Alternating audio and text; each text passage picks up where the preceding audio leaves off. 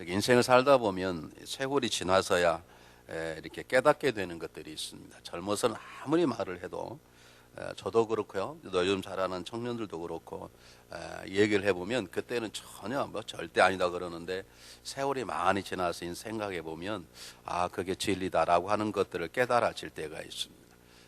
지금 청년들도 그렇고 저도 청년 때 그렇게 누가 나 알아주지 않는 것이 그렇게 마음이 많이 속상하고 어떻게 하면 다른 사람이 알려져 인기 있는 인생이 될까 그걸 굉장히 많이 애타했던 것 같아요.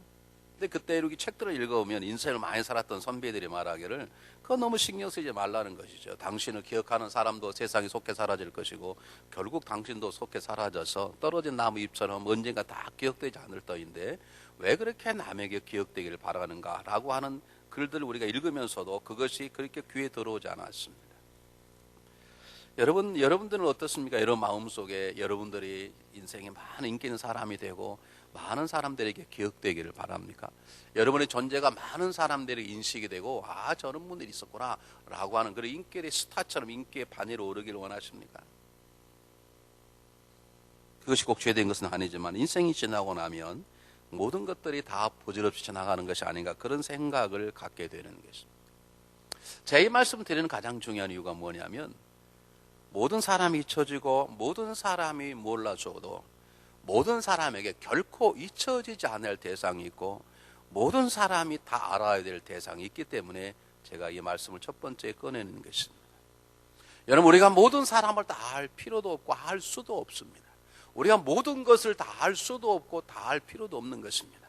그러나 태어난 자녀가 다른 건 몰라도 적어도 자기 부모의 얼굴을 알고 자기 부모의 이름을 알아야 되고 알 수밖에 없는 것처럼 우리 인생이 반드시 누구든지 이 땅에 태어난 사람은 알아야 하고 그리고 기억해야 될 분이 한 분 계십니다. 누구신가요? 이름 다 눈치채셨겠지만 이 땅에 오신 예수 그리스도이십니다. 여러분 아무리 위대한 인물도 우리가 다 알 수 없습니다. 우리는 자라면서 세상에 영웅이라는 사람들을 세상의 역사 가운데 기록적인 사람들의 얘기를 많이 듣지만 우리 이미 다 지나쳐버리고 기억나지 않습니다. 어릴 때 이순신 장군에서 얼마나 많이 배웠는지 모르지만 참 기억에 많이 사라졌습니다. 우리는 세종대왕에 대해서 얼마나 많이 배웠는지 모릅니다. 그러나 지금 많이 기억이 사라져버렸습니다. 우리는 외국의 푸릇하고 영웅을 통해서 역사를 통해서 수많은 사람들을 착하고 아름다운 사람 얘기를 많이 들었지만 다 기억이 사라져버리고 지금 남는 사람이 없죠. 아니 우리가 그런 사람을 다 알 수도 없고 알아야 될 필요도 사실은 없습니다. 그러나 우리들이 꼭 기억해야 될 것은 모든 건 다 몰라도 태어난 자녀가 부모만큼은 알고 알아야 되는 것이고 당연히 알게 되는 것처럼 이 땅에 태어난 우리들이 절대로 잊어서는 안 될 반드시 알아야 하고 잊어서는 안 될 존재가 있는데 그분이 이 땅에 오신 예수 그리스도이십니다. 왜냐하면 그분은 인류의 역사상 가장 위대한 분이시고 그분이 바로 하나님이시고 역사의 주인공이시고 모든 것들을 주관하신 분이시고 만물을 지으신 분이시고 이 땅에 오셔서 위대한 일을 행하신 유일한 분이시기 때문에 그렇습니다. 예수님 이 땅에 오시기 전 수천 전부터 그가 오심을 예언할 만큼 탁월한 분이십니다. 그분이 왜 그렇게 오심을 그렇게 오시기 전부터 예언하신가? 그분이 하나님이시기 때문에 그렇습니다. 그분은 하나님의 독생자이지만 곧 하나님과 동등된 하나님이십니다. 태초에 말씀이 계신 말씀 하나님 함께 계셨으니 이 말씀이 곧 하나님이시라고 요한복음은 첫 장 피자마자 우리에게 말씀하십니다. 사도 바울은 골로새 1장 15절, 16, 17절 더 놀라운 말씀을 하시는데 그는 보이지 않는 하나님의 형상일 뿐만 아니라 그가 모든 창조물보다 먼저 나신 자니 모든 만물이 그런 말미암아 지음받되 하늘과 땅에서 보이는 것과 보이지 아니하는 것들 보호자나 권세나 주관자나 정세나 모든 것들이 그런 말미암고 그를 위하여 지어졌고 그리고 그가 만물을 먼저 나신 자니 만물이 그의 손에 있느니라.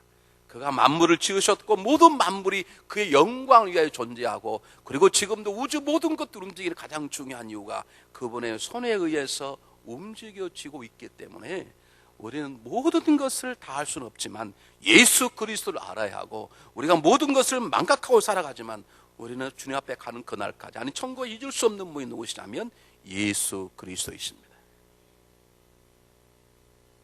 이분이 이 땅에 오셔서 하신 일들에 대한 증거 우리가 그분을 잊지 아니하도록 반복적으로 행하는 것이 말씀을 들음이고 그리고 먹는 말씀이라 불리우는 오늘 성찬 예배인 것입니다.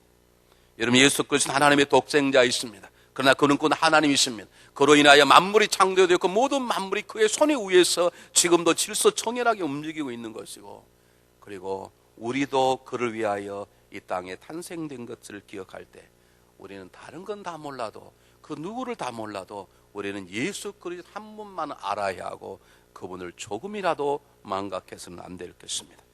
가장 위대한 예수 그리스도가 저와 여러분의 삶 속에 온전히 각인되기를 주의 이름으로 축복해 드립니다.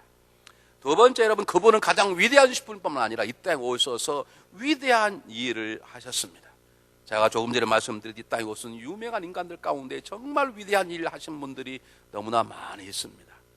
위대한 교육자도 있고 위대한 정치가도 있고 수많은 사람도 있지만, 그러나 이 땅에 오셔서 죄인들을 위하여 죽으시고 부활하시고 우리 인간의 삶을 변화시켰던 유일한 분이 예수 그리스도시고, 그 일처럼 위대한 일이 없기 때문에 예수님만 이 땅에 오셔서 가장 위대한 일을 하신 가장 위대한 존재인 것입니다.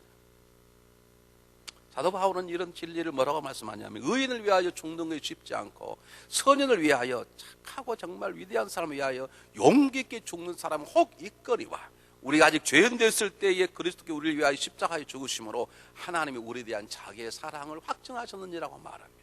하나님 그분이 우리 죄인 된 우리들을 살리시기 위해서 하나님 인간의 모습으로 오셔서 고통과 수치의 죽음을 당하셨다는 이 사실만큼 위대한 역사는 세상에 없는 것입니다.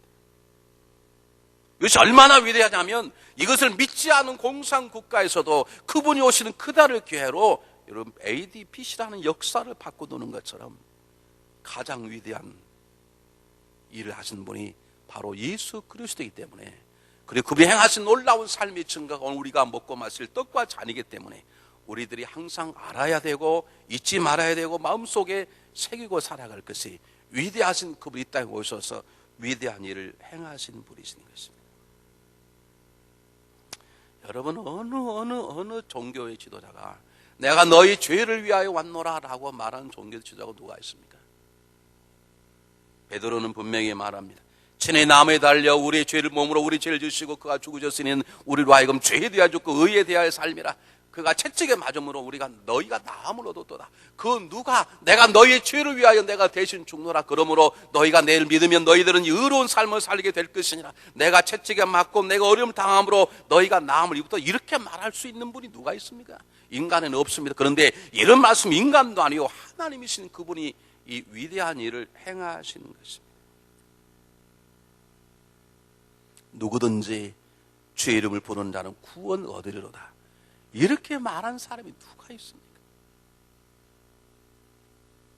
주님께서 요한복음 5장 24절에 말씀하시기를, 진실로 진실로 내가 너에게 이르노니 내 말을 듣고 나를 보내실 믿는 자는 영생 얻고 심판에 이르지 않으니 사망의 생명을 옮겼느니라. 이렇게 말할 분이 누가 있습니까? 말할 수도 없고 말할 분이 존재하지 않습니다. 유일한 분, 이 땅에 오신 가장 위대하신 하나님, 그분 하나님 아들 독생자, 그분 만물을 창조한 창조주, 그분 이 땅에 오셔서 정말 벌레만도 못한 우리들, 죄로 죽어 영원히 지옥 갈 진노에 잔 우리들을 위해서 그분이 수치와 고통을 당하시고 우리를 구원하신 구원의 길을 여셨다는 것처럼 인간의 역사상 영원히 위대한 일은 이 한 가지밖에 없는 것입니다.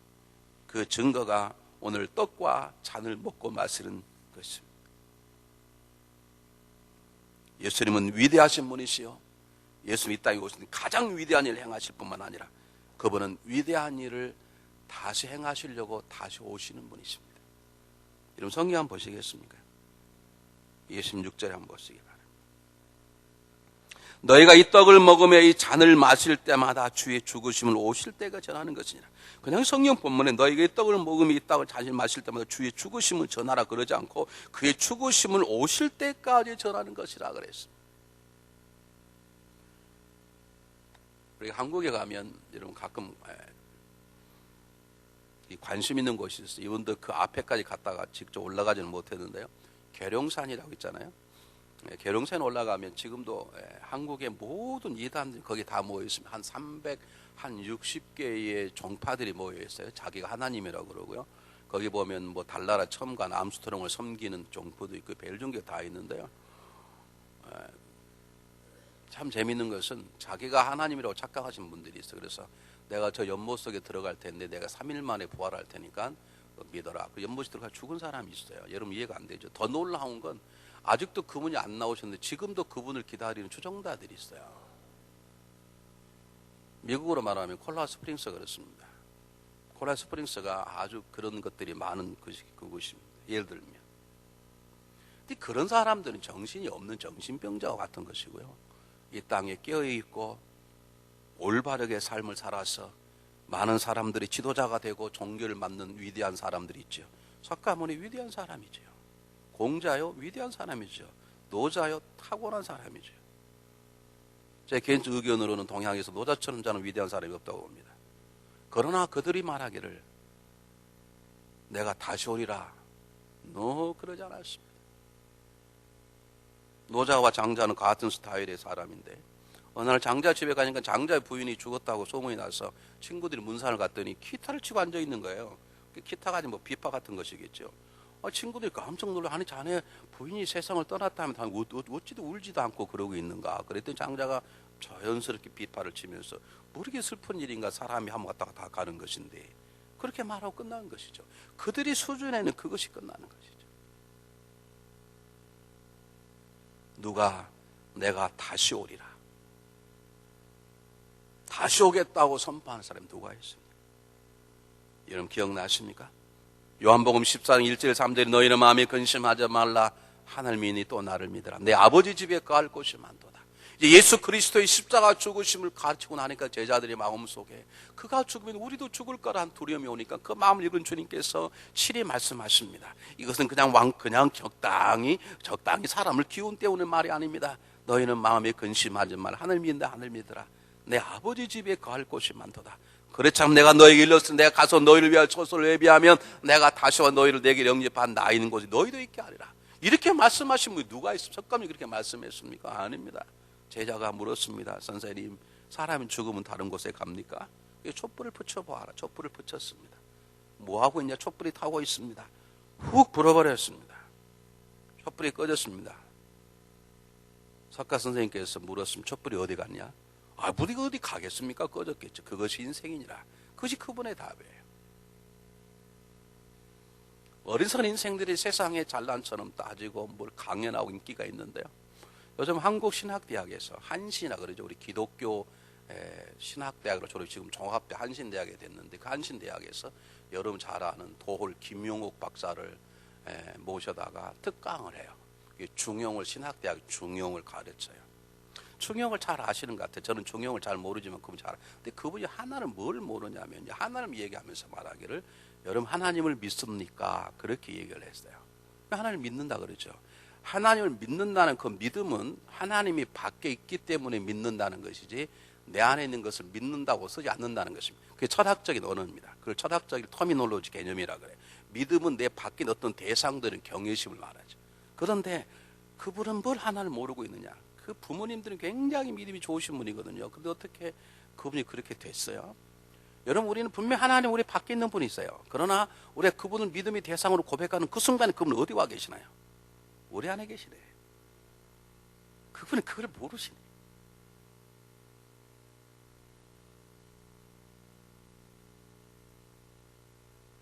이것이 하나님의 전능하심이고 신비고 우리 이해할 수 없는 하나님의 존재하심이에요. 분명 하나님 우리 밖에 계시죠. 죄인과 하나 될 수 없었죠. 그런데 우리 그분을 믿음으로 경배하는 그 순간에 그분은 내 안에 들어와 계시네.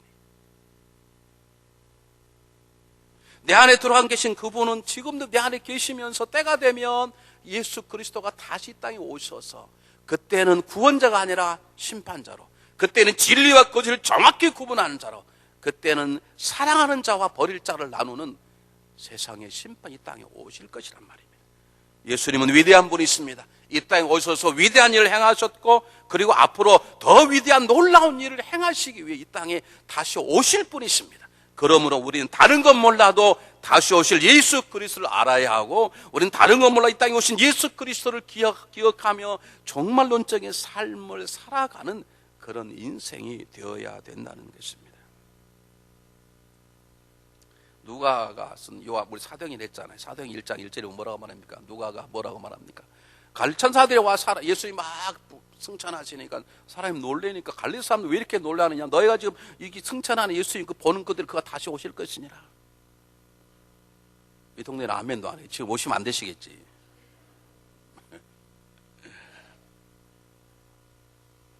여러분, 어쩌면 우리의 가장 중요한 기도 제목은 다른 게 아닙니다. 저는 가끔 주일 대회에 우리 현결장님 기도하시면 은혜가 되는데 다른 분도 다 은혜가 되지만 그분은 꼭 마지막에 주 예수여 어서 오시옵소서 그러잖아요.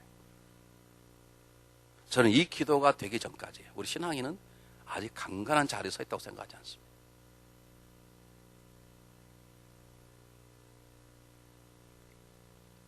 종교기자 루터가 뭐라고 그분 너무너무 재미있게 그랬어요. 예수님은 이 땅에 다시 오시기 위해서 지금 우주의 문고리를 막 여시려고 그러신다. 지금 문고리를 잡으셨어. 열심히 오시는 거지. 지금 그렇게 온다는 거지. 일본의 유명한 목회자 우찌무라 간조는 얼마나 열심히 연구했던지 예수님의 초림보다 재림에 대한 일이 훨씬 더 많다는 거죠. 성경에 약 3400번 기록된 3만 번이 구약에 나와 있고 400번이 신약에 나와 있다고 그래요.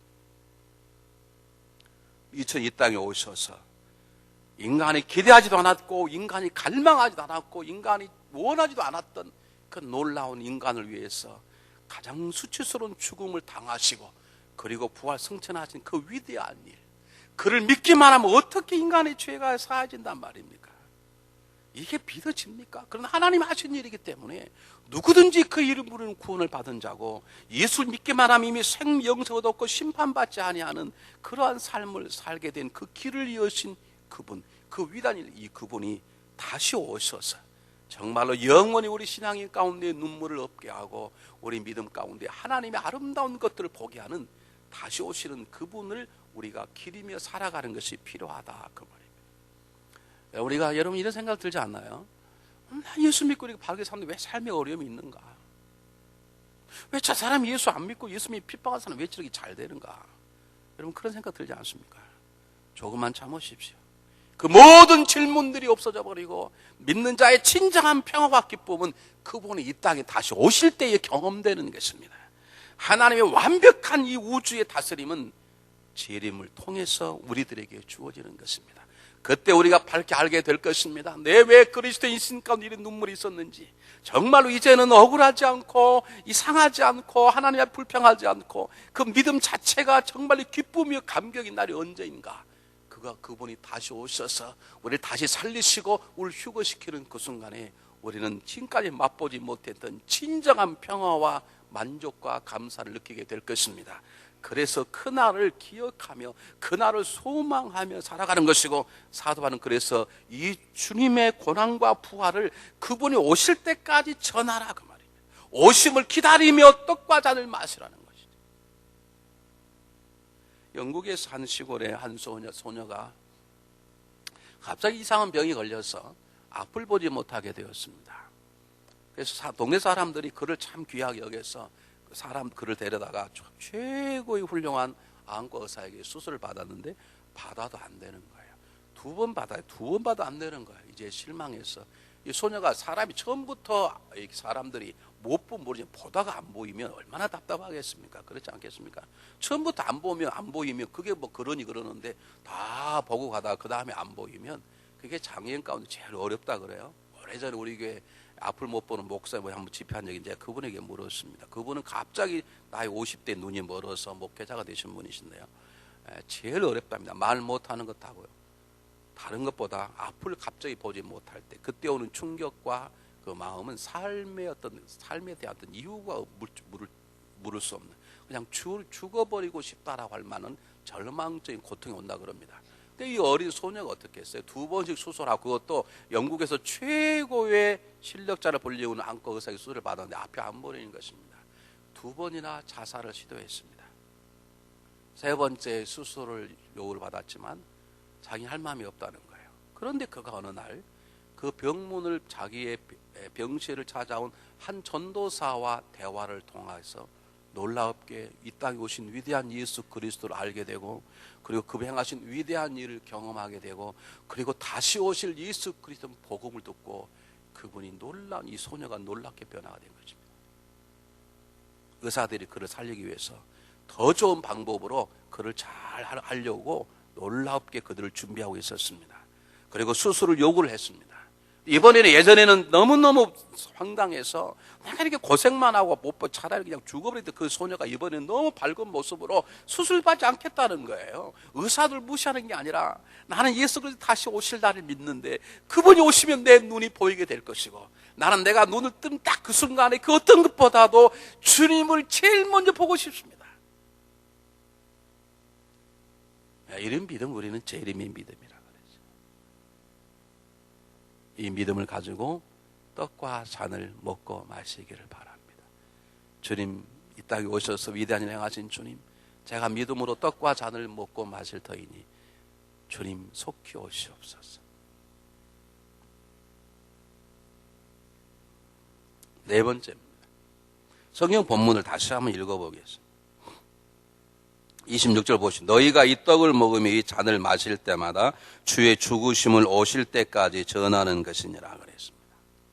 우리 김주일 목사님 죄송하지만 이 돌아다니면서 문 성가대 다 문 제대로 다 닫으라 그랬어요. 20 너희가 이 떡을 먹으며 이 잔을 마실 때마다 주의 죽으심을 오실 때까지 전하는 것이니라. 우리 위대하신 그분 이 땅에 오셔서 위대한 일을 행하시고 그리고 다시 한번 위대한 일을 행하시 이 땅에 다시 오실 것인데 그분은 다시 오시기 전에 우리들에게 위대한 일을 맡기셨습니다. 아십니까? 위대한 일을 맡기셨습니다. 주님 말씀하십니다. 너희는 가서 모든 족속으로 제자를 삼아 아버지와 아들과 성령 이름으로 세례를 주고 내가 분부한 모든 걸 지켜 가르쳐 지키게 하라. 주님 말씀하셨습니다. 너는 천하 만국에 다니며 복음을 증거하라. 여러분 위대한 일을 행하신 그분이 우리 주신 가장 위대한 일은 무엇입니까? 사람을 살리는 것입니다. 내가 예수 믿고 말씀 묵상을 통해서 거룩한 삶을 사는 것 대단히 중요한 것이고 그것이 우리의 삶의 기본입니다. 그것이 안 되면 아무것도 안 되는 것이죠. 그런데 여러분 기억하시기 바랍니다. 그것으로 만족하며 살아가는 사람이 있습니다. 나 혼자 그냥 주일을 성수하고 나는 11조도 내고 때때로 교회 헌금 교회 행사에 열심히 참여해요. 어제 우리 사회사빠는 어제 너무 많은 사람들이 오셨어요. 저는 뭘 끝나고 좀 밥 먹을 때 다 팔려가지고 먹지도 못했어요. 어제가 많은 사람들이 오셨어요. 생활이 어려움 잘 오지도 않는데 어제는 정말 많은 분들이 오셔서 많이 도와주셨어요. 그리고 와서 열심히 일도 하고 교회 청소도 하고 또 1년에 한 번 좀 밥도 하고 다 그렇게 그 대단히 중요한 거 하셔야 되는 것이죠.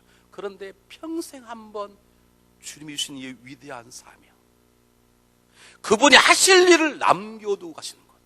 주님께서 70인의 제자를 뽑아서 사람을 보내면서 놀라운 말씀하셨는데 주께서 친히 가시려는 곳에 주께서 친히 가시로 계획한 곳에 대신 70명의 제자를 보냈듯이 주님이 지금도 살아계시면 할 수 있으시죠.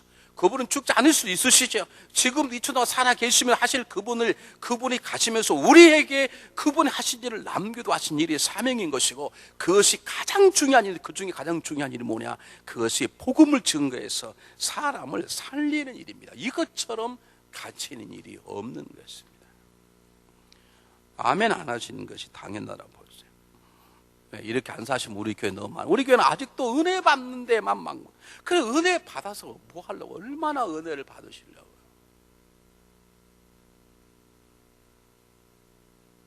여러분 자녀를 공부를 잘 시키고 많이 먹이고 키도 컸는데 절대 말을 못해. 자기 부모를 자랑하지도 못하고 자기 부모에게 아무것도 못하고 세상에 나가 자기 가족을 소개도 못해. 여러분 그것을 여러분 자폐증 환자라 그럽니다. 우리 영적 자폐 환자가 얼마나 많은지 몰라. 하나님에 감사를 해요. 그래 감사를 드리는데 세상에 나가서 나의 베푸는 하나님의 은혜에 대한 감사를 전하지 못하는 것이죠. 그분이 위대한 그분이 오셔서 위대한 일을 통해 나를 구원하시고 나 같은 인생에게 위대한 일을 맡기셨는데 천하 만국에게 복음을 증거하라. 죽은 자를 살리라라고 분명히 말씀하시고 가셨는데 우리는 그 위대한 일에 동참하지 못하는 것이죠. 그래서 하나님은 지금도 마음이 아프시는 것이죠. 여러분 우리가 예수 믿고 말씀과 성령의 능력으로 올바르게 살아야 합니다. 정결한 삶을 살아야 합니다. 세상에 빛과 소금으로 살아가야 됩니다. 그러나 그보다 한 걸음 더 중요했다 그러면 때를 어떠니 못하든지 죽은 자를 찾아서 그들에게 예수 그리스도의 복음을 전해 그들을 살려내는 것이죠. 우리만 예배드리는 자가 아니라 그들을 살려서 그들도 예배의 자로 세워서 이 자리를 채우는 것이 우리에게 맡겨진 가장 중요한 사명인 것이죠. 어떤 분은 그렇게 말해요. 아예 목사님 요즘 뭐 인생이 제가 너무 쪽팔려서 어떻게 전도합니까? 쪽팔려서 하시기를 바랍니다. 그 복음 자체가 능력이 있는 것입니다. 우리가 좀 올바르게 그렇죠. 올바르게 살면 좋죠. 삶으로도 복음을 증가되죠. 그러나 여러분, 상대방이 영적으로 깨끗이 하면 여러분이 깨끗이 사는 것이 석가물 때문에 깨끗이 사는 것인지 공자 때문에 깨끗이 몰라.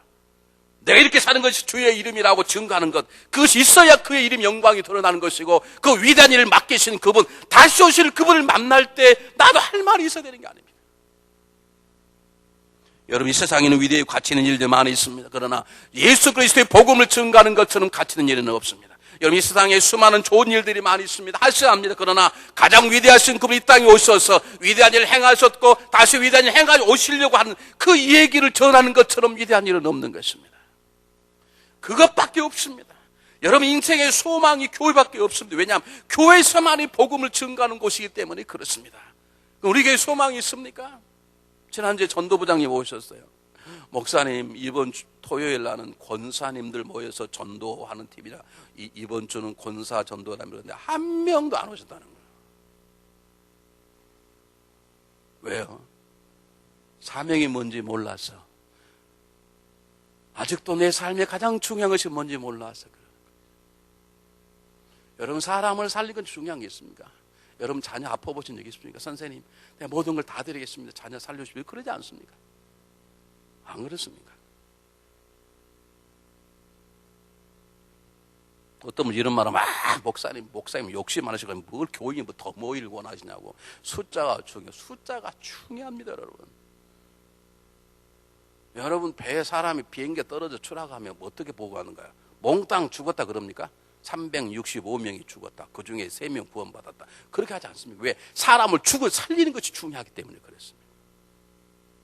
왜 하나님이 이스라엘 민족의 사람 머릿수를 세라 그러는데 구원받는 백성 수가 중요하거든.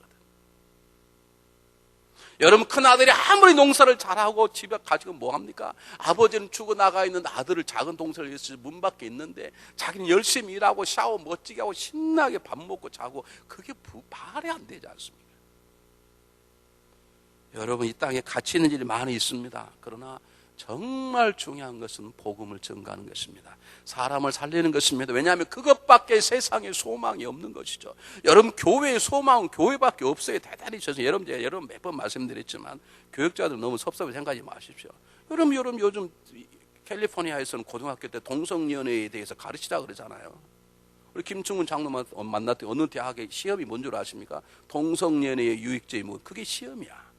어떻게 학교 교육에 이제 모든 걸 맡기냐고요. 안 해요. 요즘 예전이면 얼마나 좋은 교육시설이 있습니까? 얼마나 좋은 대학들이 많습니까? 얼마나 훌륭한 교수들이 많습니까? 근데 세상은 더 좋아졌습니까? 세상이 얼마나 악하고 오래졌습니까? 세상을 변화시킨 유일한 소망은 복음밖에 없습니다. 세상의 소망은 예수 그리스도밖에 없습니다. 그러면 세상의 소망은 그 복음을 가지고 세상이 흩어지는 교회에만이 소망이 있는 것이죠. 중요한 건 그것을 누가 감당할 것인가. 사도 바울은 이 아픈 마음을, 하나님의 마음을 고백했습니다. 누구든지 주의 이름을 부르는 자는 구원을 받는다는 거죠. 어려운 게 아니죠. 주의 이름을 부르기만 하면 구원받고 별의 하나님의 자녀가 될 것이요, 그럼 그에게 말씀이 주어질 것이고, 그럼 그의 성의 능력을 통해서 빛과 소금으로 살아게 될 터인데, 그런데 믿지 않는 사람을 어떻게 부르겠냐는 거죠. 어떻게 듣지 않는데 어떻게 믿냐는 거죠. 전파됨이 없는데 어떻게 듣냐는 거죠. 보내만함이 없는데 어떻게 전파하는 것이죠. 이 하나님의 마음이죠. 그냥 주의 이름을 전파하기만 하면 믿어지고, 믿어지면 그가 변하고, 그가 변하면 가정이 변하고, 그가 변하면 교회가, 그가 변하면 세상이 변해서 주님의 오심을 준비하는 것이 될 터인데 누가 그 사명을 감당하겠냐는 것이죠. 물론 너무 막 설쳐도 안 되죠. 제가 예전에 한참 마음이 뜨거웠을 때 어느 장로님 집 캐시를 보는 자매님에게 복음을 전게, 그냥 조용히 가서 기도만 하면 나올 텐데 그냥 괜히 그때 복음 전간다고 제가 자매님에게, 자매님 예수님 아세요? 좀 안다는 거예요. 예수님 이러신 분이십니다. 이러신 분이 예수 믿고 구원받으시 바랍니다. 그랬습니까? 아멘.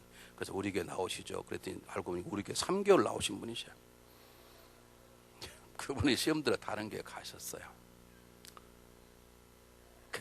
가만히 있으면 되는데 그게 너무 그리 설쳤었든지 뭘 좀 봐야 되는데, 그분이 하시는 말씀이 자기가 부자에서 목사님 몰라봤겠냐는, 그게 말이 맞지. 부자에서 제가 몰라봤겠습니까?